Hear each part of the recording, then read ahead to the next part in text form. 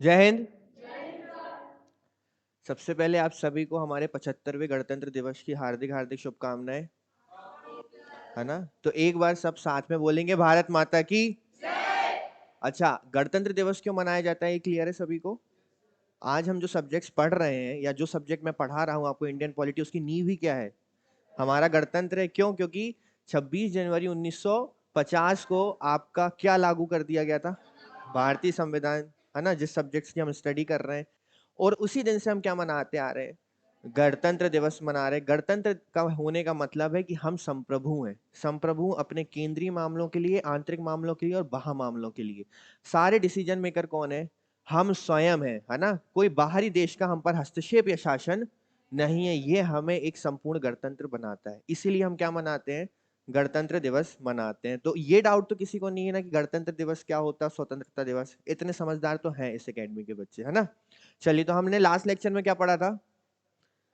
शब्दावली, संसदीय शब्दावली, जिसमें संसद से संबंधित जो जो शब्द प्रयोग में लाए जाते हैं उन्हें हमने कल डिटेल में उन पे चर्चा की थी। ठीक है। अब आज हमें एक नई चीज देखना है जो अक्सर आपने सुनी भी होगी और पढ़ी भी होगी, जिसे हम फेडरल कहते हैं, फेडरलिज्म, जिसे बोला जाता है संघवाद। अच्छा, जब ये शब्द आता है आपके संघ, तो आपके दिमाग में सबसे पहले क्या आता है कि संघ होता क्या है? संघ एक्चुअल में ये एक शब्द है, संघ, समूह। चलिए ठीक है, समूह। और क्या आता है? अच्छा, संघ का निर्माण कैसे होता है? आज हम चीजों को थोड़ा शांति से समझेंगे क्योंकि ये इंपॉर्टेंट है। संघवाद आपको पता हो तो एमपीपीएससी के सिलेबस में मेंशन्ड है संघवाद, है ना। तो संघवाद आज आपको क्लियर हो जाना चाहिए कि एक्चुअल में संघवाद होता क्या है और क्या भारत में संघवाद है। चलो है, तो किस प्रकार का है, तो ये चीजें हमें क्लियर होनी चाहिए। तो क्या होता है संघ? संघवाद अर्थात ऐसी विचारधारा जो किससे बनी हो? संघ से मिलकर बनी हो। ठीक है। तो क्या भारत संघवाद को फॉलो करता है? आप थोड़ा सोच के बताओ, क्या भारत फेडरल है या नहीं? संपूर्ण रूप से नहीं है। तो क्या भारत यूनिटरी है, मतलब एकात्मक है? हाँ या नहीं? पूर्ण रूप से नहीं है। पूर्ण रूप से देखो, सबसे पहली चीज, यदि कोई भी देश है, ठीक है, यदि कोई भी देश है तो वहां पर दो प्रकार की सरकारें होती हैं। एक होती है आपकी नेशनल गवर्नमेंट, जिसे हम बोलते हैं केंद्रीय सरकार, इसे थोड़ा ध्यान से समझना। और एक होती है आपकी रीजनल, या जिसे हम बोल सकते हैं स्टेट, हिंदी में जिसे हम कहते हैं राज्य सरकारें। ये दो प्रकार की सरकारें होती हैं। अब ये जो दोनों प्रकार की सरकारें होती हैं, ये दोनों मिलकर एक विचारधारा को जन्म देते हैं या एक शासन प्रणाली को जन्म देते हैं। अब वो इन पर डिपेंड करता है कि वो किसे फॉलो करना चाहते हैं। पर इतना तो हर कंट्री में होता है। कोई भी कंट्री सिर्फ केंद्र के हिसाब से नहीं चलती, मतलब जहां पर राज्य ही ना हो, सभी में स्टेट्स या रीजनल गवर्नमेंट्स होती हैं या एक नेशनल गवर्नमेंट होती है। ये दोनों से मिलकर क्या बनते हैं? आपके देश बनते हैं।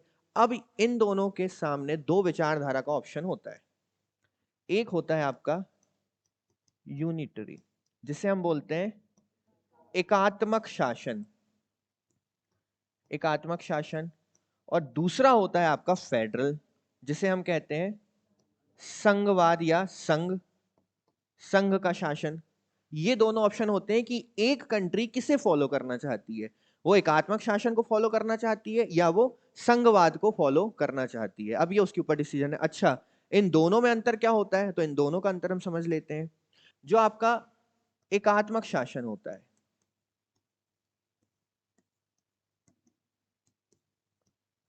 और जो दूसरा आपका होता है संघ, जिसे हम बोलते हैं फेडरल, इसमें अंतर यह होता है कि इसमें जो नेशनल गवर्नमेंट्स होती हैं वो क्या होती हैं?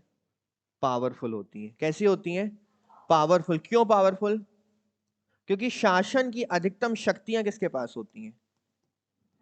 नेशनल गवर्नमेंट के पास होती है। अच्छा, तो रीजनल गवर्नमेंट्स के पास क्या होता है फिर? क्योंकि यहां तो रीजनल गवर्नमेंट्स भी हैं, तो रीजनल गवर्नमेंट के पास ये शक्तियां होती हैं जो नेशनल गवर्नमेंट उन्हें देना चाहती है। समझ में आई बात? देखो, एकात्मक, एकात्मक मतलब शक्ति किसके पास है? नाम से क्लियर हो रहा है, शक्ति किसके पास है? केवल एक के पास, और वो एक कौन है यहाँ पर? नेशनल गवर्नमेंट या सेंट्रल गवर्नमेंट है। अब सेंट्रल गवर्नमेंट को रीजनल गवर्नमेंट को कौन कौन सी शक्तियां देनी है, ये डिसाइड कौन करता है? ये नेशनल गवर्नमेंट डिसाइड करती है। अच्छा, अब अगर समय आने पर मान लीजिए नेशनल गवर्नमेंट ने कोई शक्तियां रीजनल गवर्नमेंट को दी हैं, तो वो चाहे अगर उसे वापस लेना चाहती तो वो उसे वापस भी ले सकती हैं। इसका एक महत्वपूर्ण गुण ये होता है कि इन शक्तियों का कहीं भी लिखित परिमाण नहीं होता, अर्थात इन देशों का लिखित संविधान नहीं होता है। लिखित संविधान नहीं है तो पावरों का डिविजन्स नहीं है। हम देखते हैं जो पावर डिवीजन होता है आपका, शक्तियों का बंटवारा, ये आपको एकात्मक शासन में देखने को नहीं मिलेगा। क्यों नहीं मिलेगा? क्योंकि ये पावर डिवीजन होगा जरूर, पर ये डिसाइड कौन करेगा? यहाँ पर नेशनल गवर्नमेंट डिसाइड करेगी या सेंट्रल गवर्नमेंट कि हमें रीजनल गवर्नमेंट्स को कौन कौन सी पावर देनी है और कौन सी पावर नहीं देनी है। और मान लीजिए हमने कोई पावर दी है तो हम समय आने पर, जरूरत पड़ने पर उन पावर्स को वापस भी ले सकते हैं। तो यहां पर सारी शक्तियों का जो एक रूपता है वो किस में देखने मिलेगी? नेशनल गवर्नमेंट में देखने मिलेगी। तो कुछ देश इसे फॉलो करते हैं।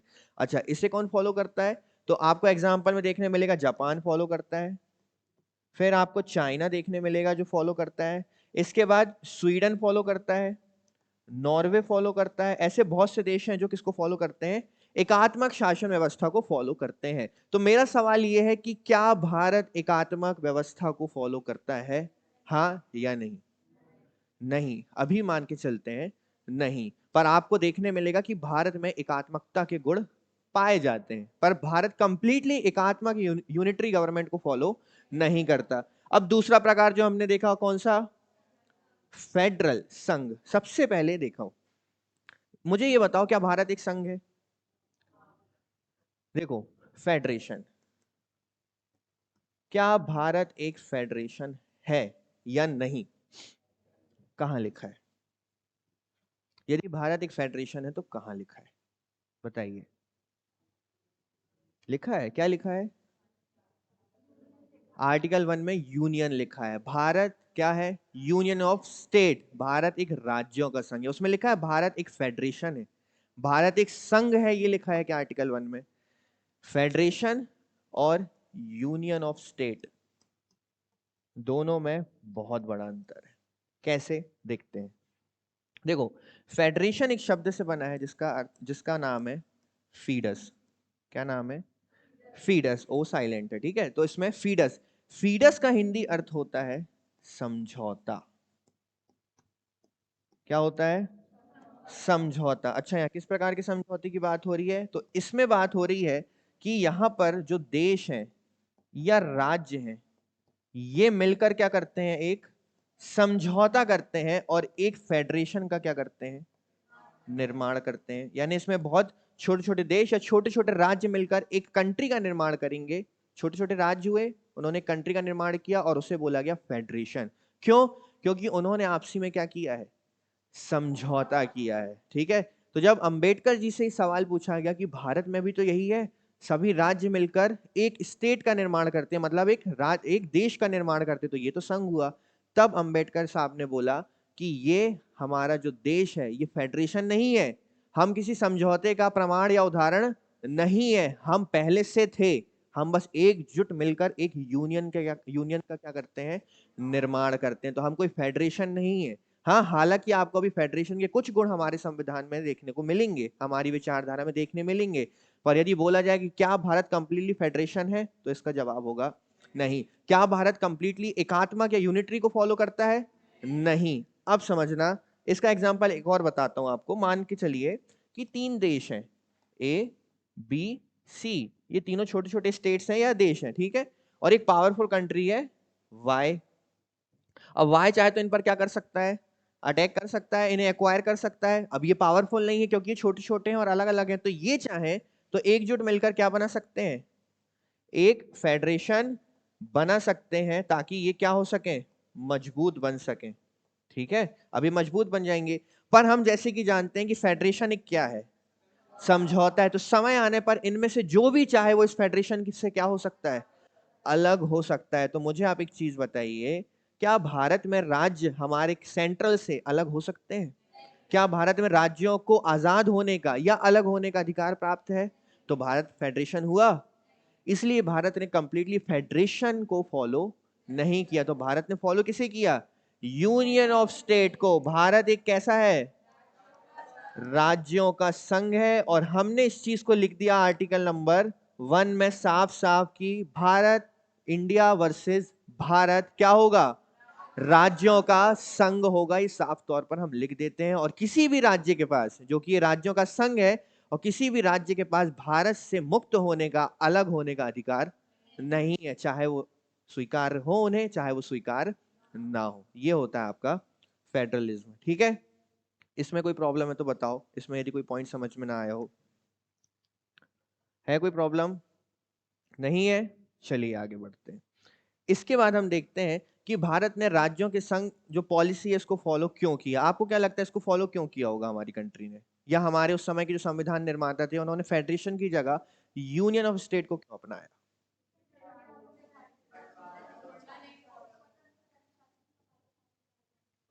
जो स्वतंत्र रहना चाहते थे और पाकिस्तान के साथ जाना चाहते थे। अच्छा मुझे एक चीज बताइए, जब भारत स्वतंत्र नहीं भी था तो क्या भारत के जो स्टेट्स थे वो अलग अलग थे, स्वतंत्र देश के रूप में थे? अलग अलग देश थे क्या वो?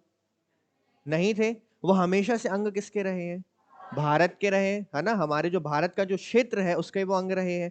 तो कभी आप ये नहीं कह सकते कि जब 1947 में इंडिया इंडिपेंडेंट हुआ, जब वो आजाद हुआ, तब सारे राज्यों ने मिलकर डिसाइड किया कि हम एक नए देश का निर्माण करते हैं जिसका नाम इंडिया होगा। ऐसा हुआ क्या? नहीं। ये पहले से ही एकजुट थे, जिन्होंने बोला कि हम अपने संघ को मानेंगे और इस संघ का नाम होगा भारत, इंडिया, जो कि पहले से ही एग्जिस्ट करता था। भारत हमेशा से ही अस्तित्व में था। 1947 के बाद आया क्या अस्तित्व में? नहीं आया। देखो भूमि के क्षेत्र के भले ही बंटवारा हो गया, पर भारत हमेशा से था। इंडिया हमेशा से वहां अपना एग्जिस्टेंस रखता था। अब बात यहां पर आती है कि कैसी बातें करते हो आप बोलते हो कि आप फेडरेशन नहीं हो, आप बोलते हो कि आप एकात्मक नहीं हो, फिर आप बोलते हो कि हम यूनियन ऑफ स्टेट है। फिर जब हम आपके संविधान को ओपन करते हैं, इन शक्तियों के बंटवारे को देखते हैं, पावर और पावर के डिवीजन को देखते हैं, तो हमें पता चलता है कि आप में संघात्मक गुण भी है और आप में एकात्मक गुण भी है ना। तो ये चीजें देखने को मिलती हैं। तो देखते हैं कौन कौन से इसमें एकात्मक गुण है और कौन कौन से इसमें संघात्मक गुण है। देखो सबसे पहले, संघवाद के भारतीय मॉडल को अर्ध संघीय प्रणाली क्यों बोला? समझ गया, क्योंकि हम पूर्ण रूप से क्या नहीं है? संघात्मक नहीं है। अर्ध संघीय प्रणाली कहा जाता है क्योंकि इसमें संघ और संघ दोनों की प्रमुख विशेषताएं शामिल है ना। यहाँ एकात्मक लिख दे रहा हूं ताकि कंफ्यूजन ना हो। इसे बेहतर ढंग से फेडरेशन सुई जेनरिस या अपनी तरह का एक फेडरेशन कहा जाता है। क्यों? क्योंकि जब विश्व दो विचारधारा फॉलो करता है, हमने स्वयं का एक नया क्या बना दिया? नई विचारधारा वाला फेडरेशन बना दिया। भारत एक संघीय प्रणाली है, लेकिन सरकार की एकात्मक प्रणाली की ओर अधिक झुकाव है। अच्छा एक चीज बताओ, जब मैं बात कर रहा हूं इस फेडरेशन की, तो ऐसी ऐसी कौन कौन सी कंट्रीज है जो आपके दिमाग में आती है जो इस कंप्लीटली फेडरेशन को फॉलो करती हैं? एग्जाम्पल के तौर पे आपका यूएसए। आपको पता है यूएसए में दो गवर्नमेंट्स होती हैं, एक होती है सेंट्रल गवर्नमेंट और एक होती है स्टेट गवर्नमेंट। स्टेट गवर्नमेंट्स के पास पावर्स होती हैं और वहां पे सेंट्रल गवर्नमेंट के पास भी पावर्स होती है। क्यों? क्योंकि हम जानते हैं कि फेडरेशन में पावर डिवीजन दोनों में होता है। अच्छा हमने एक गुण देखा था अभी एकात्मक का, अगर आपको अच्छे से ध्यान हो, यहाँ पे क्या नहीं होता? लिखित संविधान नहीं होता। क्यों? क्योंकि यहाँ पावर का डिवीजन लिखित नहीं है, तो सेंट्रल गवर्नमेंट जब चाहे पावर ऊपर नीचे कर सकती है, जो रीजनल को देना है, जो वापस लेना है वो कर सकती है। परंतु जब बात आती है फेडरेशन की, तो यहाँ का एक मुख्य गुण होता है, यहाँ क्या होता है? लिखित संविधान होता है। और उस संविधान में जो पावर डिवीजन है आपका, वो पावर डिवीजन साफ साफ लिखा होता है, और जो चीज लिखी है वो सर्वमान्य है, आप उसमें चेंजेस नहीं कर सकते। अच्छा एक पॉइंट और आ गया। हाँ अच्छा, यहाँ यूएसए भी है आपका, कनाडा भी है, स्विट्जरलैंड भी है।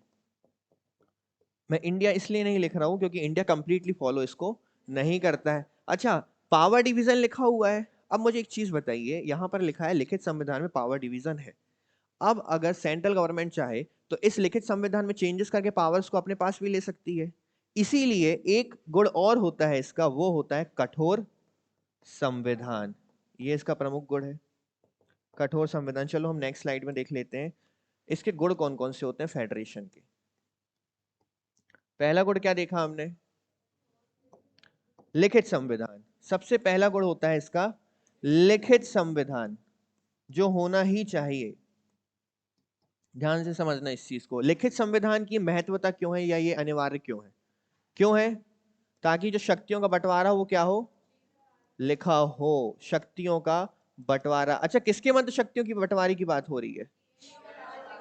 केंद्र और केंद्र व राज्य के मध्य शक्तियों की बात हो रही। तो फेडरेशन का सबसे प्रमुख गुण है, और आपको शायद थोड़ा थोड़ा समझ में आ रहा होगा कि भारत के पास ये गुण है।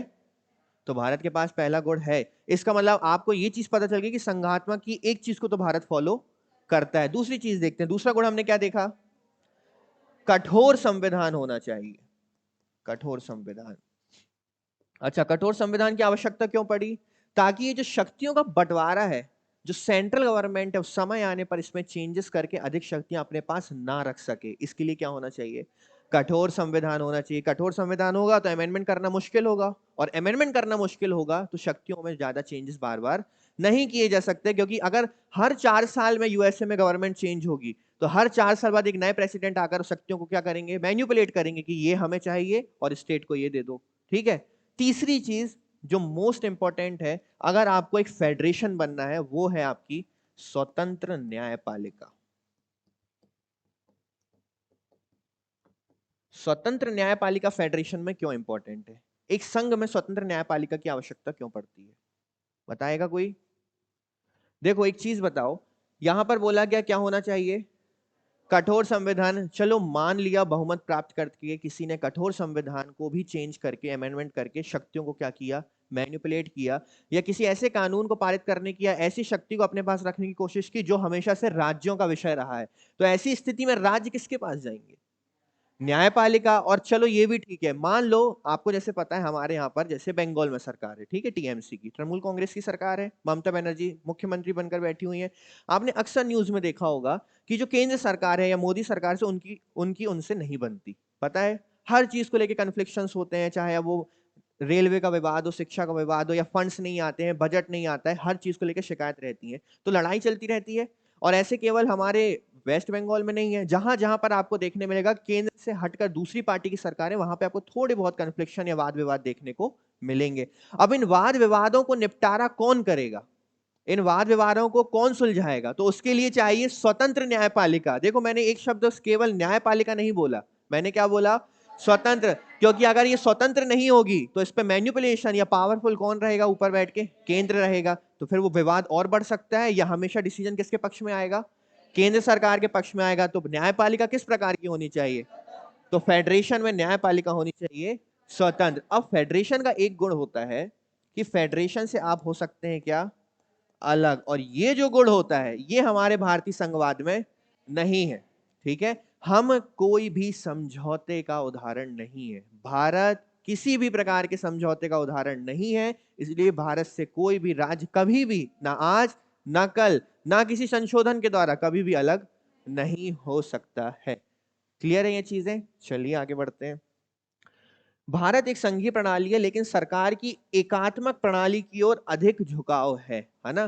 देखो भारत एक संघ है, हमने अभी 3 पॉइंट्स देखे पीछे गुण, हमें पता चला कि हाँ संघ के गुण फॉलो करता है, मतलब संघ तो है। पर आपको देखने मिलेगा कुछ ऐसे ऐसे की पॉइंट्स आएंगे कि यहाँ पर एकात्मक पावर ज्यादा है। एकात्मक मतलब कौन पावरफुल है? केंद्र पावरफुल है। इसे कभी कभी अर्ध संघीय प्रणाली माना जाता है, क्योंकि इसमें संघीय और एकात्मक प्रणाली दोनों की ही विशेषताएं पाई जाती हैं। भारतीय संविधान के अनुच्छेद 1 में कहा गया इंडिया, जो कि भारत है, क्या होगा? राज्यों का संघ होगा। इंडिया एक यूनियन है। ठीक है, संविधान में फेडरेशन शब्द का उल्लेख कहीं नहीं है। पूरी संविधान पुस्तक उठाकर पढ़ लीजिए, आपको एक फेडरेशन शब्द वहां पर देखने को नहीं मिलेगा। 1919 के भारत सरकार अधिनियम। अच्छा हाँ, फेडरेशन की एक खासियत और है जो मैंने आपको नहीं बताई।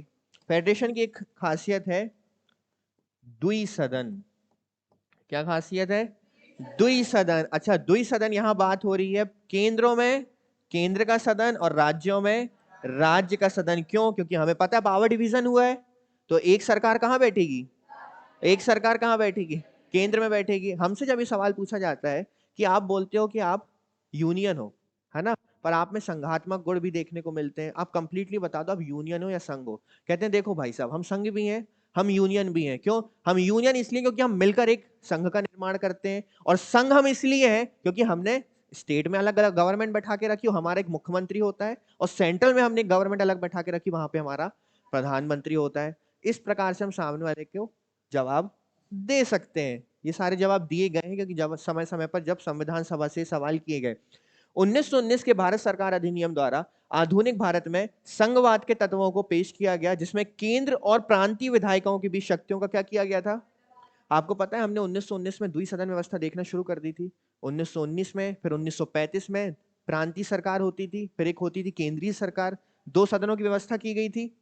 इसके बाद हम देखते हैं कि भारतीय संघ की संघीय विशेषताएं, ऐसे कौन कौन से गुण हैं जो भारत को एक संघ बनाते हैं। 2 स्तरों पर सरकारें, अभी हमने इस पर चर्चा की। भारत में कितने स्तर पर सरकार है? केंद्र में अलग सरकार और राज्य में अलग सरकार। केंद्र और राज्यों के बीच शक्तियों का विभाजन संविधान की 7वीं अनुसूची में, संविधान की 7वीं अनुसूची में 3 सूचियां दी गई हैं। पता है आप लोगों को इन 3 सूचियों के बारे में? क्या नाम है? संघ सूची में किसके विषय रखे गए हैं? बिल्कुल सही। राज्य सूची में राज्य के विषय, और संवर्ती सूची में केंद्र प्लस राज्य दोनों ही। अब एक चीज बताइए, संघ सूची के विषय में कानून बनाने की शक्ति किसके पास है? राज्य सूची के विषय में कानून बनाने की शक्ति, और संवर्ती सूची के विषय में। अच्छा, इन विषयों पर थोड़ी सी नजर डाल लेते हैं। एग्जाम्पल के तौर पे डिफेंस मतलब आपका रक्षा, कौन बनाएगा? क्या राज्य इस पर कानून बना सकता है? नहीं बना सकता। इंटरनेशनल रिलेशन, वैश्विक स्तर पर जो आपके संबंध है, क्या इसमें राज्य अपने हस्तक्षेप कर सकता है? नहीं कर सकता। आपके बंदरगाह, आपका रेलवे, आपके हाईवेज और कम्युनिकेशन, इन सारी चीजों को कौन अपने अंडर रखता है? केंद्र रखता है। वैसे ही राज्यों को भी पावर्स दी गई हैं। अच्छा, राज्यों को जो पावर्स दी गई हैं, केंद्र उसमें समय समय पर हस्तक्षेप कर सकता है। करता है बोलना सही नहीं होगा, हर बार तो नहीं करता है। जब समय आने पर जरूरत पड़ती केवल तब ही करता है। तो आप एक चीज अगर ध्यान से समझो, हम संघात्मक गुण की बात कर रहे हैं, ध्यान से समझना। हम बात कर रहे हैं संघात्मक गुण की, जो बोलता है कि केंद्र और राज्यों के बीच शक्तियों का बंटवारा होता है। पर वहीं हम एक एकात्मक गुण को देखते हैं कि अगर केंद्र चाहे तो समय समय पर राज्य सूची के विषय पर भी कानून बना भी सकता है और उसे परिवर्तित भी। तो ये संघात्मक गुण है और वो एकात्मक गुण है। डिफरेंस समझ में आ रहा है? इसके बाद हम देखते हैं पब्लिक ऑर्डर यानी सार्वजनिक व्यवस्था। पुलिस किसके पास है? पुलिस राज्य के पास है। पब्लिक हेल्थ, सार्वजनिक स्वास्थ्य, हॉस्पिटल, सैनिटेशन और एग्रीकल्चर मतलब कृषि, ये किसके पास है? ये है राज्यों के पास। यानी इनके विषय पर कानून बनाने की शक्ति किसके पास है? आपके पास, राज्य के पास है। फिर आता है आपका कंकरेंट लिस्ट, जिसे हम बोलते हैं समवर्ती सूची। इस पर कानून बनाने का अधिकार राज्य और केंद्र दोनों को होता है। जस्टिस मतलब न्याय, एजुकेशन मतलब ट्रेड मतलब ट्रेड यूनियन या व्यापार। इसके बाद फॉरेस्ट मतलब आपका वन। इन चीजों पर कानून कौन बनाता है? पर इसमें विवाद की स्थिति में पावर किसके पास चली जाती है? ये एकात्मक गुण है। ठीक है। पब्लिक हेल्थ, पब्लिक ऑर्डर पर कानून बनाने की शक्ति किसके पास है? पर यदि केंद्र सरकार चाहे तो इसमें बदलाव और परिवर्तन, ये एकात्मक गुण है। परंतु ये संघात्मक गुण है। आ रही बात समझ में? डिफरेंस समझ में आ रहा है? इसके बाद दूसरा देखते संघात्मक गुण। संविधान की क्या होती है? क्योंकि अब संविधान को ही नहीं मानोगे तो फिर उसमें लिखी चीजों को नहीं मानोगे। उसमें लिखी चीजों को नहीं मानोगे तो क्या आएगी? निरंकुशता आएगी। और निरंकुशता के साथ, सॉरी, तानाशाही आएगी। और तानाशाही के साथ आएगी आपकी निरंकुशता। निरंकुशता का आशय ये होता है कि जब तानाशाही आती है तो जो चाहे वो क्या बन जाता है? शासक बन जाता है। और जिसे चाहे उसे क्या बना सकता है? वो मंत्री मतलब शासक बना सकता है। और ये जो शासक है वो जरूरी नहीं कि कुशल हो, वो निरंकुश भी हो सकता है। आपने समय समय पर देखा होगा, मध्यकालीन भारत हो चाहे एंशियंट हो, समय समय पर जब राजा का पुत्र राजा बनता था तो जरूरी नहीं कि जितना वीर और जितना महान वो राजा स्वयं था, उसका पुत्र भी उतना ही वीर हो। है ना? हो सकता है वीर आपकी बिगड़ी पुत्र हो सकता है, बिगड़ा पुत्र हो सकता है, हो सकता है। अच्छा, एक एग्जाम्पल दो मुझे, थोड़ा और पीछे आओ। जहांगीर, जहांगीर कैसे थे? जहांगीर, शाह आलम द्वितीय, सलीम, सलीम का नाम क्या है?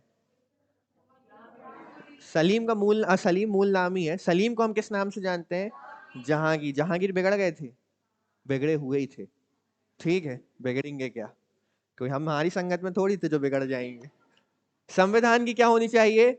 सर्वोच्चता। न्यायपालिका द्वारा निर्धारित संविधान की मूल संरचना अविनाशी है। अविनाशी मतलब छेड़ नहीं सकते इसको आप, है ना। भारत में संविधान सर्वोच्च कानून है। संविधान से ऊपर कुछ है क्या? संविधान से ऊपर कुछ भी नहीं है। फिर आती है आपकी स्वतंत्र न्यायपालिका। संविधान एक स्वतंत्र और एकीकृत न्यायपालिका। एकीकृत क्यों बोला गया है? राज्यों के पास अलग न्यायपालिका है क्या? हमारे यहाँ न्यायपालिका केंद्र अलग चलाता है, राज्य अलग चलाता है। हमारे यहाँ होता है सुप्रीम कोर्ट, वो हैंडल करता है हाई कोर्ट, और हाई कोर्ट के नीचे होता है सेशनल कोर्ट। ये सब मिलकर एकीकृत व्यवस्था बनाते हैं। ऐसा नहीं कि सुप्रीम कोर्ट सारी चीजें केंद्र की देखेगा और मतलब केंद्र की बात सुनेगा, और राज्यों के जो कोर्ट्स हैं हाई कोर्ट वो केवल राज्य की बात सुनेंगे। हमारे यहाँ एकीकृत व्यवस्था है। मतलब एक बड़ा गोला है आपका सुप्रीम कोर्ट, उसी के भीतर है आपका हाई कोर्ट, और उसी के भीतर है आपके, यानी सब इसके भीतर है, यानी एकीकृत है। तो ये भारत का एकीकृत गुण होकर भी संघात्मक गुण है। क्यों? क्योंकि हम यहाँ एकीकृत की बात कर रहे हैं, स्वतंत्र न्यायपालिका की बात कर रहे हैं, है ना। ये जो चीज है ये एकीकृत गुण है, परंतु हमारी न्यायपालिका स्वतंत्र है। ये किस प्रकार का गुण है? ये संघात्मक गुण है। निचली और जिला अदालतें निचले स्तर पर है, उच्च न्यायालय राज्य स्तर पर, और सर्वोच्च स्थान पर भारत का सर्वोच्च न्यायालय है। सभी अदालतें सर्वोच्च न्यायालय के, ये है हमारा संघात्मक गुण। समझ में आया? ये हमारा कैसा गुण है? संघात्मक गुण है। संविधान की सर्वोच्चता, अच्छा अभी पढ़ लिया, यही पढ़ा क्या अभी पीछे हमने? ये रिपीट हो गया है। संविधान की आंशिक कठोरता, हमने अभी देखा कि संघ में एक गुण होता है फेडरेशन में, कि संविधान में बार बार क्या नहीं किया जा सकता? संशोधन नहीं किया जा सकता, या जो संशोधन होता है उसे करना बेहद ही मुश्किल होता है या कठोर होता है। पर एक चीज है, अब जब भारत की आंशिक कठोरता का गुण है, भारत का जो संविधान है वो मिक्स है, मिश्रित है, लचीला भी है और कठोर भी है। तो आपको अभी कठोर देखने मिलेगा, पर कुछ स्थितियों में, जैसे मैंने आपसे बोला कि आप बोल रहे हो हम भारत संघ है, हम फेडरेशन के गुण को फॉलो करते हैं, तो हमारा संविधान कैसा है? कठोर है। परंतु जब आप राज्यों के नाम बदल देते हो, आप राज्यों की सीमाएं बदल देते हो, आप दो राज्यों को जोड़कर या दो राज्यों की सीमाओं को जोड़कर नया राज्य बना देते हो, आप राज्यों से पूछते हो? आप केवल उनको बताते हो। वो किस प्रकार का गुण हो गया? वो हो गया एकात्मक गुण हो गया वो आपका, जिसे बदलने के लिए कठोर प्रक्रिया को फॉलो केंद्र को नहीं करना पड़ा, है ना। तो ये मैं आपको इसलिए अभी दोनों को साथ में लेके चल रहा हूं, ताकि जब हम वहां पहुंचेंगे तो आपको सारी चीजें क्लियर हो जाएंगी। तो भारत कैसा है? कठोर संविधान को भी फॉलो करता है, इसलिए भारत की ये संघीय विशेषता है। फिर हमें पता है स्वतंत्र न्यायपालिका है, और द्वि सदन जो हमने अभी बात की, हमारे यहाँ केंद्र में अलग सदन मिलेंगे आपको और राज्य में अलग सदन मिलेंगे। इनके पास अलग पावर है, इनके पास अलग पावर है, इसलिए भारत एक संघ भी है, या हम इसे बोलते हैं अर्ध संघ। क्लियर है? तो भारत क्यों संघ है ये क्लियर है आपको। हमने 3-4 की पॉइंट्स देखे संघ होने के। पहला की पॉइंट था संविधान होना चाहिए। पहली चीज तो संविधान होना चाहिए, कैसा? लिखित या मौखिक? लिखित होना चाहिए। दूसरा, संविधान की सर्वोच्चता होनी चाहिए। तीसरा, संविधान आपका कठोर होना चाहिए, मतलब रिजिड होना चाहिए। चौथा, स्वतंत्र न्यायपालिका होनी चाहिए। और पांचवा, द्वि सदन। इसके अलावा फेडरेशन का एक गुण होता है कि उससे जो भी स्टेट चाहे वो समय पर समझौता तोड़ के अलग हो सकता है, परंतु ये गुण भारतीय संघ में देखने को नहीं मिलता, इसलिए भारत कंप्लीटली फेडरेशन नहीं है। कैसा फेडरेशन है? अर्ध अर्ध संघ है। अब चलने एकात्मक की ओर, क्योंकि भारत एकात्मक भी नहीं है, पर भारत एकात्मकता के कुछ गुणों को फॉलो जरूर करता है। तो एकात्मकता के गुण देख लेते हैं। अब देखो, अभी हमने क्या देखा था थोड़ी देर पहले? कठोर देखा था ना। अब भारतीय संविधान हो जाएगा लचीला, क्योंकि भारतीय संविधान कठोर भी है और लचीला भी है। संविधान लचीलेपन और कठोरता का क्या है? संविधान के कुछ प्रावधानों में आसानी से क्या किया जा सकता है? संशोधन किए जा सकते हैं। यदि संशोधन भारत में संघवाद के पहलुओं को बदलने का प्रयास करते हैं, तो ऐसे संशोधन लाने का प्रावधान आसान नहीं है। देखो, सिंपल भाषा में, कुछ ऐसे भी हमारे यहाँ केंद्र और राज्यों के बीच में संबंध है जिन्हें बेहद ही आसानी से केंद्र सरकार के द्वारा बदला जा सकता है। इसलिए हमारे संविधान को क्या बोला यहाँ पर? लचीला बोला गया है। अधिक शक्तियां किसके पास है? ये किस प्रकार का गुण है? अच्छा, कैसे केंद्र के पास है वो देख लेते हैं। संविधान संघ सूची के साथ अधिक शक्तियों की गारंटी। देखो, सारी जो मेजर पावर्स हैं, है ना, चाहे दूसरों के साथ फॉरेन रिलेशंस हो, चाहे रक्षा से संबंधित हो, चाहे स्पेस से संबंधित हो, सब किसने रखे? केंद्र ने रखे, तो केंद्र ने ज्यादा पावर्स अपने पास रखकर पावरफुल खुद को बनाया तो बनाया, यहां तक कहानी थी तो ठीक थी, परंतु समवर्ती सूची के विषयों पर संसद ऐसे कानून बना सकती है जो कुछ मामलों पर राज्य विधायिका द्वारा बनाए गए कानूनों को खत्म कर सकते हैं। ठीक है, देखो सेंट्रल ने पावर्स अपने पास रखी, ये ठीक है, ये अच्छा गुण है, एकात्मक गुण है, परंतु आपने क्या किया, जो राज्य सूची के विषय थे उसको भी क्या कर सकते हो आप, बदल भी सकते हो और समाप्त भी कर सकते हो। अभी हम बात कर रहे हैं फेडरेशन की। फेडरेशन में पावर स्टेट के पास भी होती है और सेंट्रल के पास भी। स्टेट्स की पावर को सेंट्रल हाथ नहीं लगाता, सेंट्रल की पावर को स्टेट हाथ, पर यहां पे वो चीज देखने मिल रही है क्या, यहां पर स्टेट की पावर्स को सेंट्रल चाहे तो चेंज कर सकता है। संसद राज्य सूची के कुछ विषयों के संबंध में भी कानून बना सकती है। क्या कुछ आर्टिकल याद आ रहा है, कौन सा आर्टिकल, आर्टिकल नंबर कौन सा, कि राज्य सूची के विषय पर कानून बना सकती है संसद, आर्टिकल नंबर 249। कौन सा आर्टिकल, आर्टिकल नंबर 249। संसद राज्य सूची के विषय पर कानून बना सकती है। इसका मतलब यह हुआ कि मैंने आप लोगों को पावर्स दी, पर समय आने पर आपकी पावर्स का उपयोग मैं भी कर सकता हूं। यह हमारे भारतीय संविधान का एकात्मक गुण है। क्लियर है। इसके बाद राज्यसभा में राज्यों का असमान प्रतिनिधित्व। देखो जब फेडरेशन बनती है ना, तो फेडरेशन में जब पावर डिवीजन होता है, तो ये जो पावर डिवीजन होता है सेंट्रल और स्टेट के मध्य, तो ये कैसा होता है, समान होता है। मतलब मान के चलते हैं यदि 3 स्टेट हैं तो 2 पावर इसको भी दी जाएंगी, 2 पावर इसको भी, 2 पावर इसको भी। अगर सदन में इसको 2 सीट मिली तो इसको भी दो और इसको भी दो, यानी समान पावर और समान पावर का डिस्ट्रीब्यूशन। पर क्या हमारे यहाँ ऐसा होता है, हमारे यहाँ आपने देखा होगा हर स्टेट में राज्यसभा सीटें समान नहीं। अब राज्यसभा सीटें क्या करती हैं, राज्यसभा सीटें यदि आपको बहुत अच्छे से याद हो तो राज्यों की परिषद होती है। और इन राज्यों की परिषद में जो सदस्य आते हैं उन्हें चुनकर कौन भेजते हैं, राज्यों की विधानसभा के सदस्य। इसका मतलब यह हुआ कि राज्यों का नेतृत्व राज्यसभा में कौन करते हैं, राज्यसभा सांसद। क्लियर है यहां तक। देखो राज्यसभा में जो सदस्य बैठते हैं उन्हें चुनता है राज्य विधान मंडल। राज्य विधान मंडल या विधानसभा के जो सदस्य होते हैं वो अपने राज्यों से कुछ लोगों को उठाकर कहां भेजते हैं, राज्यसभा में, ताकि हमारे राज्यों का प्रतिनिधित्व कहां पर हो सके, राज्यों में हो सके। अब एक चीज बताइए, कुछ राज्य के 10 बैठे हैं, कुछ राज्य के 1 बैठे हैं, तो ज्यादा पावरफुल उस सभा पर कौन होगा, जिसके 10 बैठे हैं। यही असमान वितरण है हमारे यहाँ राज्यसभा सीटों का, और ये वितरण करने का अधिकार है केंद्र के पास। इसलिए ये गुण किस प्रकार का गुण है, एकात्मक गुण है। देखो उच्च सदन में राज्यों का प्रतिनिधित्व राज्यों की जनसंख्या पर आधारित होता है। उदाहरण के लिए उत्तर प्रदेश में राज्यसभा की 31 सीटें और गोवा में 1 सीट है। एक आदर्श संघीय व्यवस्था मतलब एक आदर्श फेडरेशन सिस्टम में सभी राज्यों को समान प्रतिनिधित्व होना चाहिए। तो हम तो नहीं देते, हम तो संघ भी बोलते हैं खुद को, पर हम ये चीज नहीं देते, इसलिए हम कंप्लीटली संघ नहीं है और हम कंप्लीटली एकात्मक भी नहीं है। क्लियर है। कार्यपालिका विधायिका का एक हिस्सा है।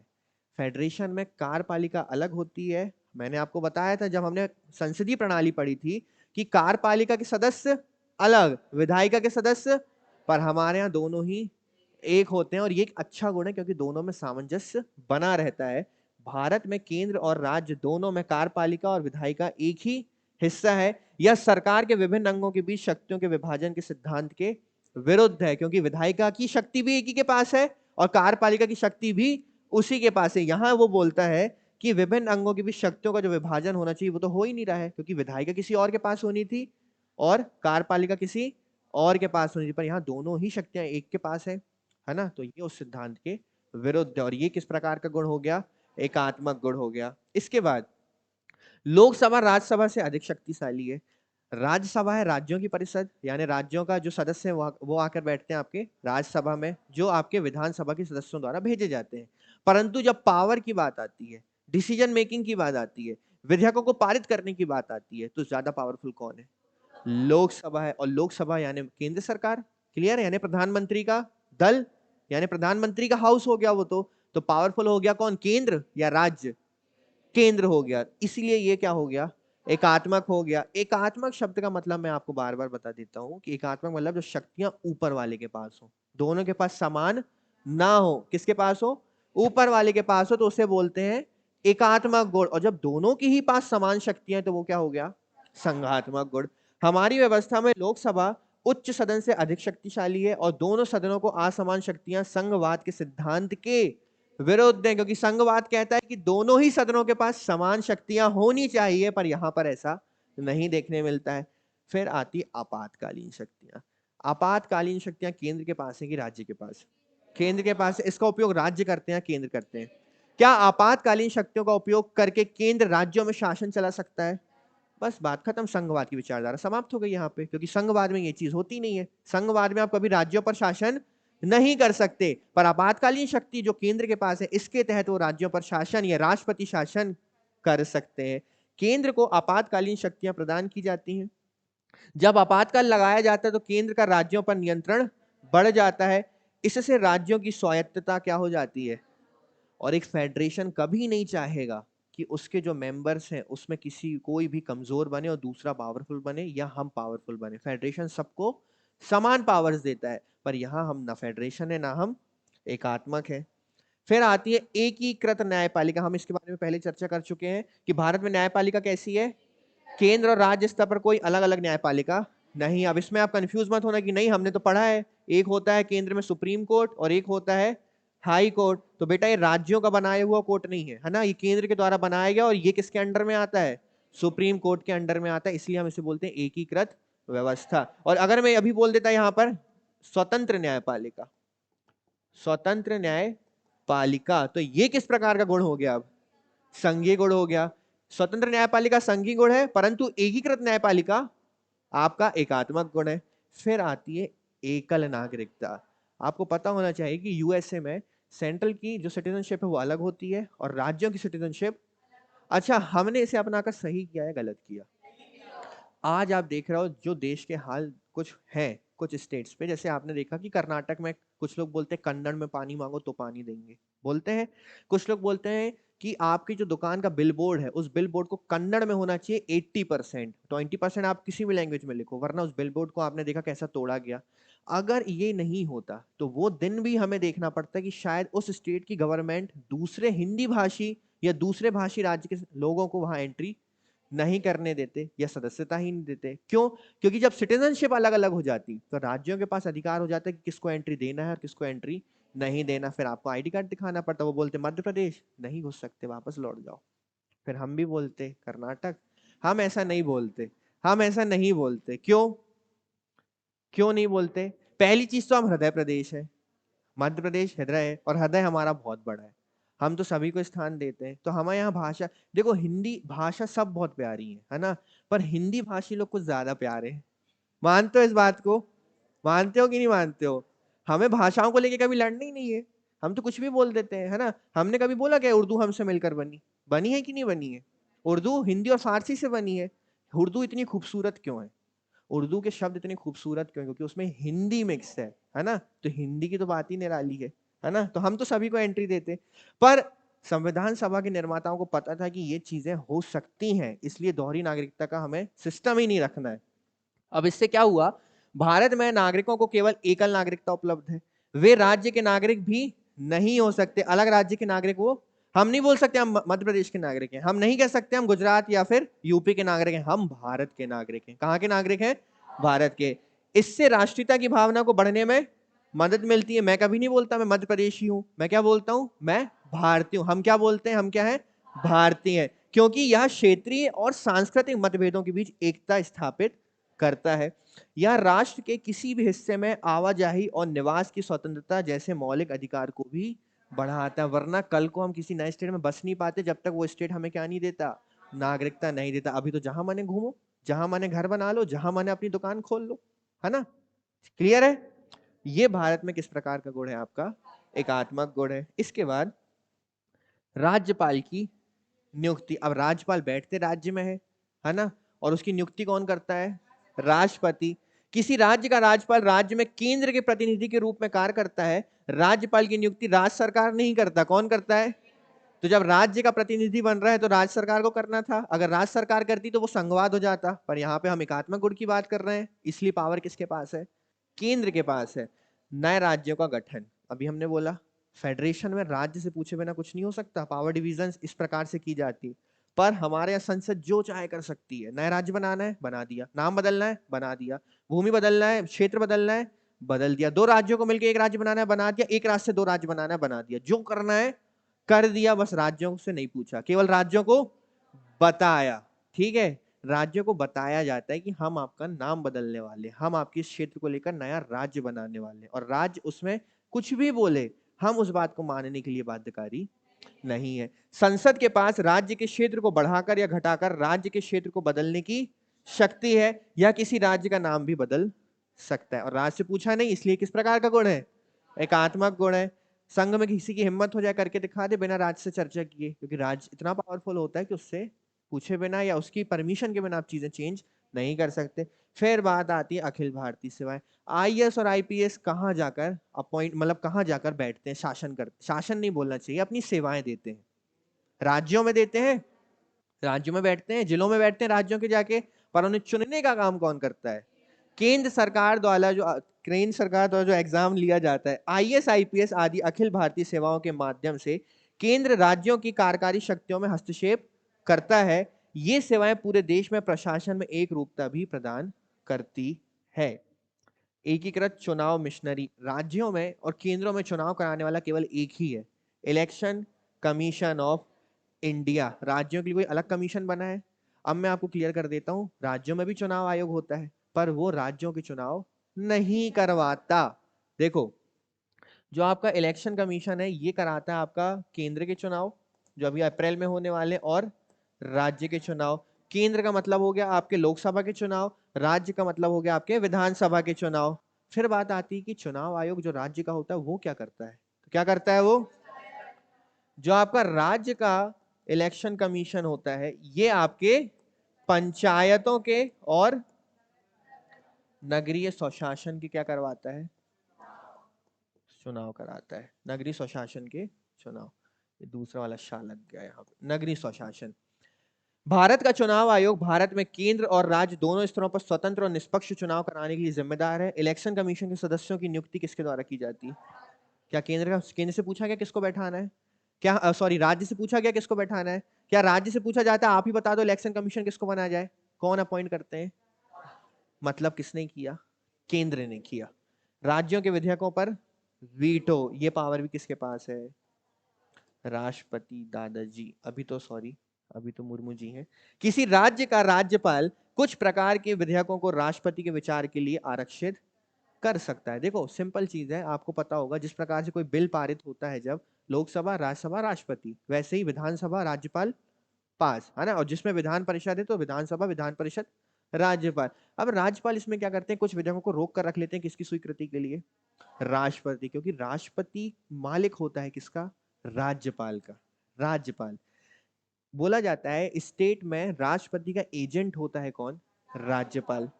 किसी राज्य का राज्यपाल कुछ प्रकार के विधेयकों को राष्ट्रपति के विचार के लिए आरक्षित मतलब रिजर्व्ड कर सकता है। राष्ट्रपति को इन विधेयकों पर पूर्ण वीटो का अधिकार प्राप्त है। वीटो पावर्स में आपको पढ़ाऊंगा प्रेसिडेंट में। वह विधेयक को दूसरी बार भी, देखो आपको पता होगा केंद्र सरकार के पास, जब केंद्र सरकार कोई कुछ भेजती है राष्ट्रपति के पास और राष्ट्रपति उसे पुनर्विचार के लिए लोकसभा में या सदन में पहुंचाते हैं, और एज इट इज अगर वापस वो राष्ट्रपति के पास आ गया तो राष्ट्रपति अब उस पर हस्ताक्षर करने के लिए बाध्यकारी है। पर यहां पर सिस्टम चेंज हो जाता है। देखो, वह विधेयक को दूसरी बार भी वापस आया, फिर से दूसरी बार भी अस्वीकार कर सकता है। अर्थात जब विधेयक राज्य विधायिका द्वारा पुनर्विचार के बाद भेजा जाता है, यह प्रावधान संघवाद के सिद्धांतों के विरुद्ध है। क्लियर है? तो यहां पावरफुल फिर से कौन हो गया? केंद्र हो गया। एकीकृत ऑडिट मशीनरी, राज्य हो चाहे केंद्र हो, ऑडिट करने का काम किसका है? सीएजी। हिंदी में बताइए मुझे इसका नाम। नियंत्रक एवं महालेखा परीक्षक। आर्टिकल नंबर 148 से 150। क्या मैं सही हूं? सही है। यहां पर आपके सीएजी हैं और सीएजी ऑडिट करने का काम करते हैं, और इन्हें अपॉइंट करने का काम राज्य करता है या केंद्र करता है? फिर ये पावर किसको चली गई? मतलब ये किस प्रकार की विशेषता हो गई?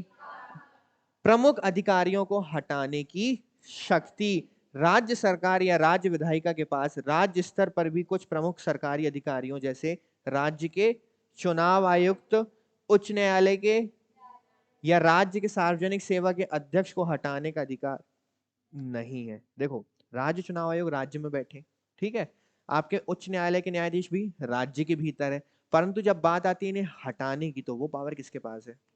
मतलब ये अधिकार अपनी, ये जो अधिकारी हैं ये सेवाएं अपनी राज्य में दे रहे हैं, परंतु इन्हें हटाने की शक्ति राज्य के पास नहीं है, वो किसके पास है?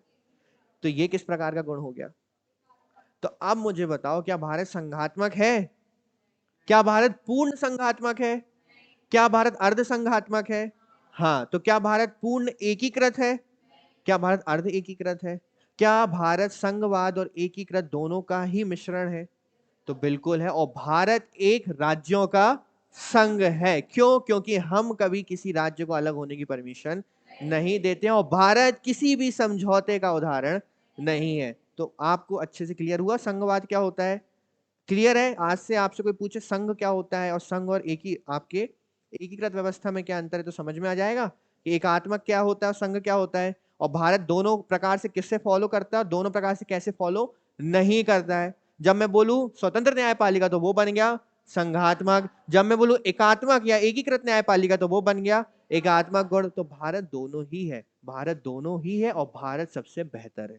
ठीक है, कि भारत ने कभी किसी को फॉलो नहीं किया, भारत ने उसे चुना या उसे खुद बनाया जो सबसे बेहतर हो सकता है हमारे देश के लिए। ठीक है, तो आप सभी को गणतंत्र दिवस की हार्दिक हार्दिक शुभकामनाएं। चलिए समाप्त करते हैं। जय हिंद।